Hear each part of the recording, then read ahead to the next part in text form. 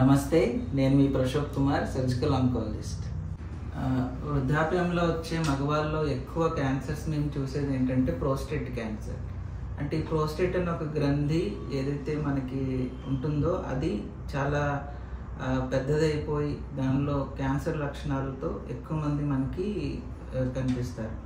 దాన్ని మనం ఫస్ట్ స్టేజ్లో ఎలా కనిపెట్టాలి, దాని లక్షణాలు ఏంటి అంటే, మనం చాలామంది పెద్ద వయసులో ఉన్న వాళ్ళకి రాత్రిపూట ఫ్రీక్వెంట్ యూరినేషన్ అంటే అస్తమానం నిద్దట్లో లేచి కొంచెం కొంచెం పాస్కు వెళ్ళడం కానీ, లేకపోతే డ్రిబ్లింగ్ అంటే చుక్క పడడం, ఇంకా ఉండిపోయిన ఫీలింగ్ రావడం, ఇవన్నీ ప్రోస్టేట్ యొక్క లక్షణాలు. అంటే అందులో మళ్ళీ రకాలు ఉంటాయి. బినైన్ ఉంటుంది. బినైన్ అంటే క్యాన్సర్ లక్షణాలు లేకపోవచ్చు, దాన్ని బినైన్ బీపీహెచ్ అంటాం, బినైన్ ప్రోస్టేటిక్ హైపర్ప్లేషియా.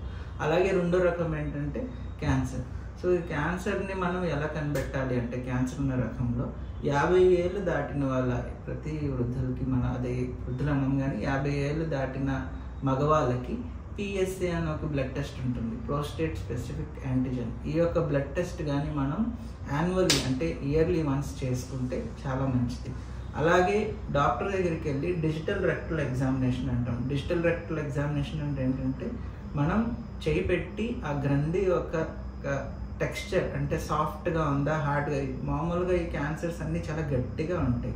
సో ఒకవేళ ప్రాస్టేట్లో మనం టచ్ చేసినప్పుడైనా గట్టిగా ఏమైనా తగిలితే వెంటనే అనుమానం వస్తే దాన్ని మనం అల్ట్రాసౌండ్ కానీ MRI ద్వారా మనం దాన్ని ముందుగానే ఫస్ట్ స్టేజ్లో కనిపెట్టవచ్చు.